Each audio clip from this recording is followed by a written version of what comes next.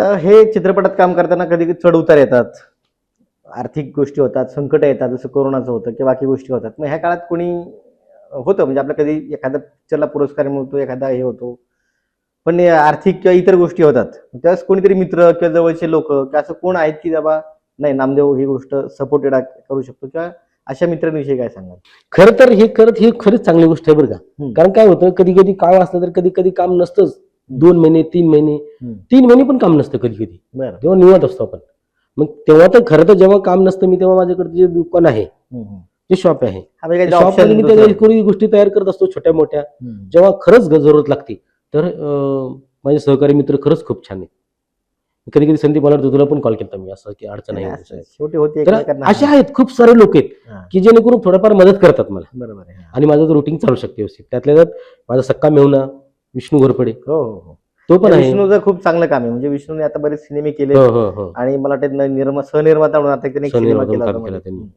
तर ते माझे बॅकग्राऊंड फॅमिली बॅकग्राऊंड आहेच, त्यातल्या लाईनमॅन सुद्धा आहे फॅमिली बॅकग्राऊंड. नाही, आता काय होतं की Pune film industry, Mumbai film industry, Kolhapur, पश्चिम महाराष्ट्र किंवा आता सगळीकडे फिल्म इंडस्ट्री हो, प्रोड्युसर, हो, डिरेक्टर, हो. टेक्निशियन तयार झालेत. पण असं होतं की अरे नांदेड नांदेड की नांदेडची टीम, नांदेडचं प्रोडक्शन, असं कधी कधी म्हटलं जातं की अरे हा नांदेडवरनं इकडे पुण्यात आले आणि फिल्म इंडस्ट्रीत एक मोठा झेंडा अभिमानाने रोवला. तर नांदेड विषयी किंवा तिथल्या कलाकारांविषयी काय सांगता येईल तुम्हाला? खरं सांगायचं म्हणलं तर हा प्रश्न मला खूप लोक करतात. हा. आता नांदेडमध्ये का लोक ठेवतो का नाही, सगळीकडे घेऊन येतो का, हा. सगळे फिल्म मध्ये लाईन मध्ये लावतो का, हे प्रश्न खूप लोक मला म्हणत असतात. बरं. पण मी तो विषय एक एक हास्यमजाकचा विषय पकडून ठेवतो. पण जे जे मी लोकांना व्यक्तींना घेऊन आले नांदेडवरून, बरोबर आहे. खरंच खूप छान आहे, खूप छान हा, काम मला करतात. वाटतं विष्णू असेल, त्याचा भाऊ महेश असेल, महेश असेल, महेश पण विष्णू असेल, costume ला काम करतो. सूरज असेल, त्यातला माझा पुतण्या आहे कैलास, तो असेल, खरंच खूप छान काम करतात. बरोबर. नाही, आपली घरातली एक टीम असेल, एक टीम आहे, एक सपोर्ट असतो तो चांगला. तेच ते त्या सपोर्टसाठीच एक बॅकग्राऊंड आहेत माझे ते लोक. नाही, कामं वाढत जातात, मग हो, हो. सपोर्टिंग किंवा घरातली माणसं असेल तर काही हो. दोन गोष्टी अडी अडचण असेल तर एकमेकांना मदत करता येते. त्यासाठी त्या गोष्टी आहेत आणि त्या लोकांचं खूप सहकार्य आहे मला.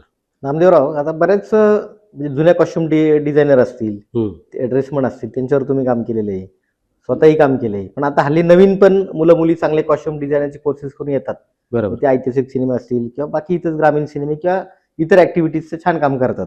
मग त्यांच्यासोबत काम करतानाचा कसा अनुभव आहे नक्की? खरं तर कसं असतं, ही कॉस्ट्युम डिझायनिंग लगेच करणं ही गोष्ट नाही. हा, हा, हा. ह्या कॉस्ट्युम डिझाईनसाठी येणं काही खूप अनुभव घेणं खूप गरजेचं आहे. बरोबर. तर त्यासाठी काही दिवस येऊन काम करणं, बघणं, त्याच्यानंतर काही सहकारी सोबत काम करणं, त्याच्यानंतर कॉस्ट्युम डिझायनिंग करणं, बरोबर आहे. हा. हे याला खरं तर खूप महत्वाचं आहे. Yes yes. हा. त्याच्यामुळे उगाच कोणी येऊन कॉस्ट्युम डिझाईनिंग करू शकत नाही. त्याला वेळ लागतो, त्या गोष्टी घडायला वेळ लागतात आणि खरं तर सगळ्यांनी केलं पाहिजे. बरोबर आहे. हा. सगळे मिळून काम केलं पाहिजे, अनुभव घेतला पाहिजे आणि सगळे मिळून काम केलं पाहिजे. जबाबदारीचं काम आहे. जबाबदारीचं काम म्हणजे आहे. एखादी गोष्ट चुकली काय झाली तरी त्या तर कामावर ते- प्रोजेक्टवरती परिणाम हो ना, होणार नाही. कारण ती गोष्ट रिपीट होणार नाही, ती दिसती तुमची गोष्ट कधीतरी बरोबर आणि आहे. तेव्हा तुम्ही हे करण्यात पॉईंट नाही. बऱ्याच वेळा असं असतं, ऐतिहासिक लुक असतो तर त्याचं डिटेलिंग काम करणं आवश्यक आणि आहे जबाबदारी पण असते आपली तेवढीशी. आणि ते छान केलं पाहिजे बरोबर. आणि त्यासाठी अनुभव असणं आवश्यक असतं. बरोबर आहे. खरं तर मी काही डिझायनिंग कोर्स केलेला नाहीये, मी अनुभव करत गेलोय बरोबर. आणि आता एक प्रयत्न करत असतो चांगलं, जे काही जिथून एवढं काही शिकायला मिळतं तेवढं शिकतो आणि काम करत असतो. बरोबर आहे. आता तुम्ही आमच्या प्रेक्षकांना किंवा नवीन येणाऱ्या कॉस्ट्युम डिझायनिंग या क्षेत्रात येणाऱ्या मुला मुलींना काय सांगू शकाल? माझं असं म्हणणं आहे की क्षेत्र खूप छान आहे. खरं तर खूप छान क्षेत्र आहे, वेगळं क्षेत्र आहे. जरा सगळ्यांनी आलं पाहिजे, एक क्षेत्रामध्ये काम केलं पाहिजे, सगळ्यांना अनुभव घेतला पाहिजे. त्याच्यानंतर बऱ्यापैकी आर्थिक गोष्टीविषयी छान क्षेत्र आहे, त्याच्यानंतर इन्कम सोर्स म्हणून छान क्षेत्र आहे.